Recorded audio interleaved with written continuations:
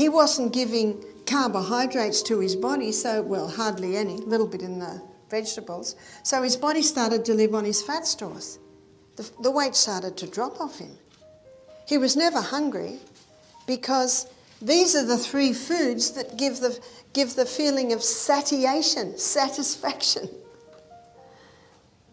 He had lots of energy because your liver can convert protein and fat to glucose if it needs it, and it can break down your fat stores to give you glucose. It's called gluconeogenesis, creating glucose from the fat stores. Has he found the perfect diet? Never hungry,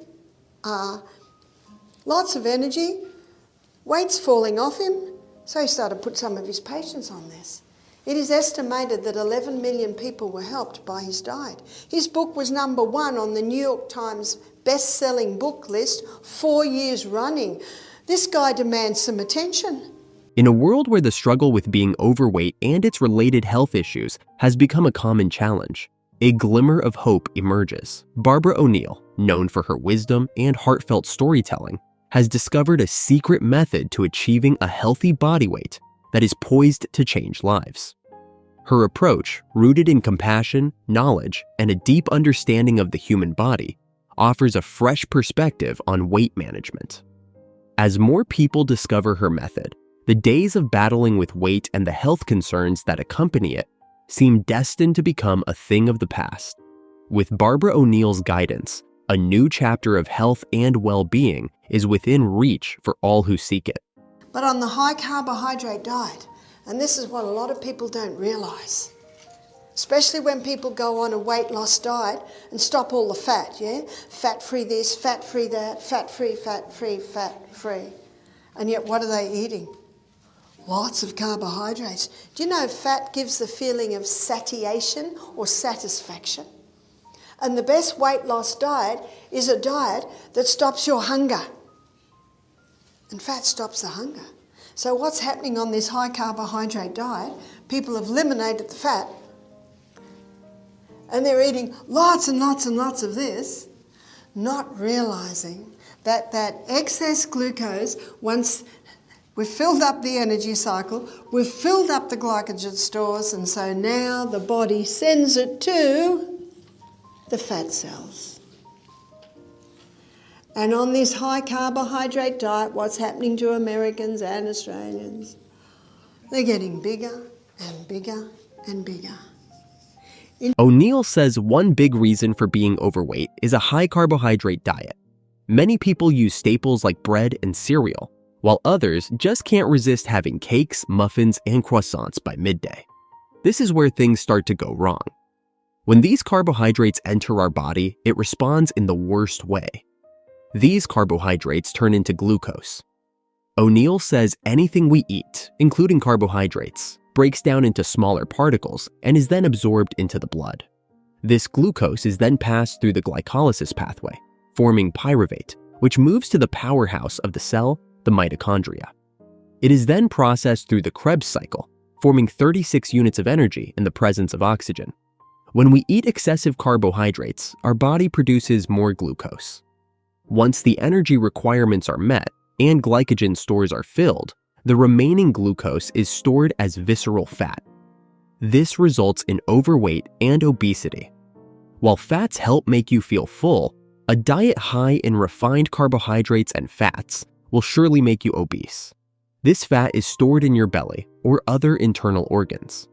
In fact, it's one of the most dangerous fats because what the body does is it stores it in the probably areas of the body that's not used a lot, maybe the arms, the belly, the hips, the thighs, and then when that gets all filled up, then it starts to go to the internal organs, weighing them down.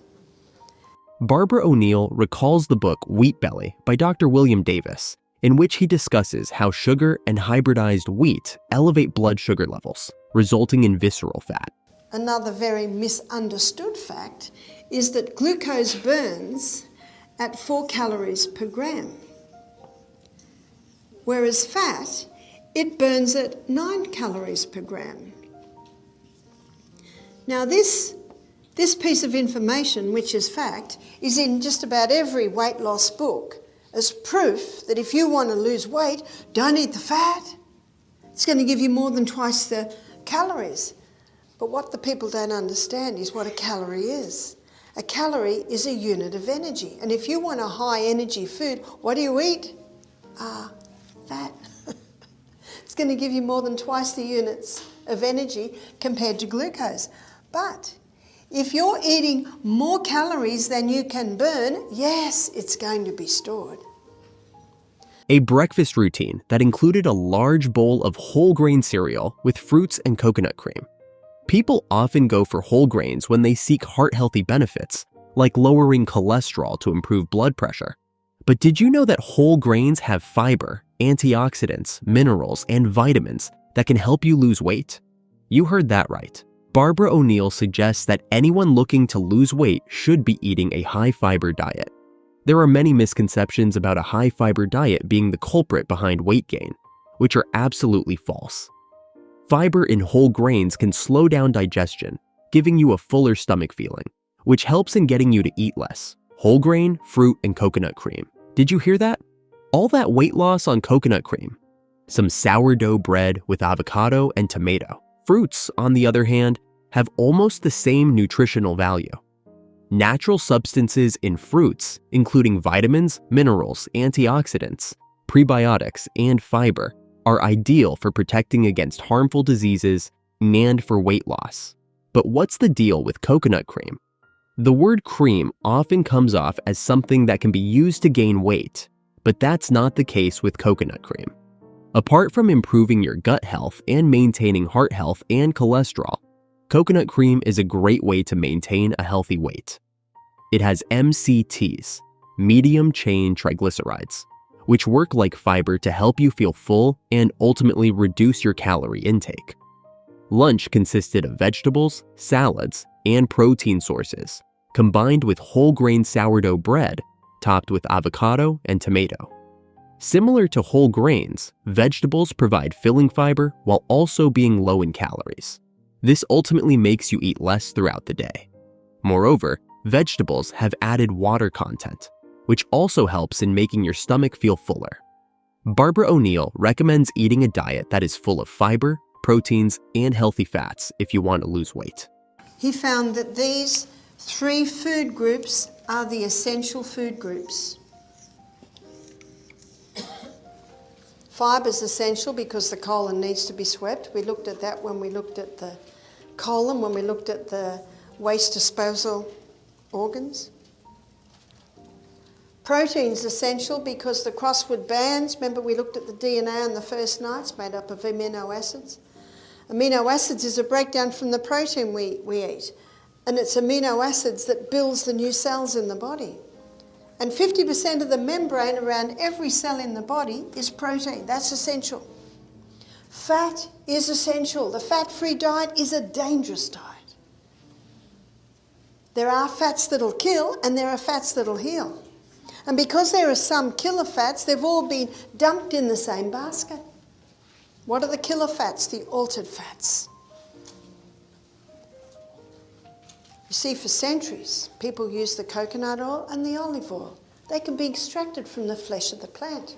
But those hard seeds, they couldn't really get the oils out until they developed high heat chemical equipment to extract oil from hard seeds. And because they use chemicals and heat, they destroy the oils immediately. So there's clear plastic bottles that have got sunflower oil, peanut oil, soy oil. Don't touch them. They're the oils that can help to damage the arterial wall. They're the dangerous oils. And your deep-fried foods. If you do fry any food, it should be always in a saturated fat because saturated fat is heat-resistant and light-resistant. The heat doesn't destroy them. O'Neill says not every type of fat is worth consuming. Coconut, olive, and avocado oils, which are now coming back into popularity, are healthy fats and are required for the human body.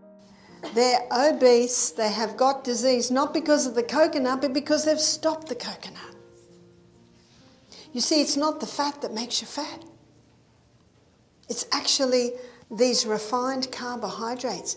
Now, carbohydrates are not bad. What a relief. We like them. The problem is when they're overdone and refined. That's the problem. When they're overdone and refined. So you don't have to stop the carbohydrates. You just have to make sure they're not overdone, they're not refined, and ideally use replacements for the wheat. Because as we looked at in diabetes this morning, in the hybridization of the wheat, they change the starch structure and it gets the blood sugar level up higher than even refined sugar. Ooh. Barbara O'Neill stresses the need for healthy fats like coconut oil and olive oil, which have been used for centuries. However, in recent times, they have been replaced with modern, refined, and unhealthy foods like white sugar, white rice, white flour, refined sugar, and processed cow milk. The outcome? An increase in obesity, diabetes, and heart disease. Now we have come to use super processed sunflower and peanut oils, which are causing us more harm than benefits. Barbara O'Neill says these oils cause damage to your arterial walls and should be avoided at all costs. He said he was a GP, late 40s, putting on a bit of excess weight. He knew his science. He knew that carbohydrates stored as fat, so he decided to do an experiment on himself. He decided to stop all carbohydrates. And he theorised that if he stopped all carbohydrates, his body would start to live on his fat stores. So what did he eat? He chose foods that had no carbohydrate. So his diet was high in protein, meat, butter, cream, cheese, eggs, that's a lot of protein. Fat, meat, butter, cream, cheese, eggs, that's a lot. But something else surprised me that you never hear about.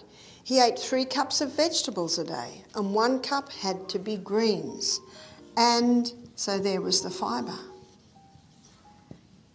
The weight just fell off him. He theorised right. You can do the plant proteins. You can do the plant fats. Dr. Atkins, on his first stage, he got people down to 20 grams of starch, carbohydrates a day. Do you know there's no need to go that low? All you need to do is greatly reduce the carbohydrates, ideally stop the wheat, eat more vegetables, eat more legumes, nuts and seeds, and you can get a similar result. I have to admit that I think I eat lunch like a king and breakfast like a queen, but whatever. And sometimes the queen eats as much as the king.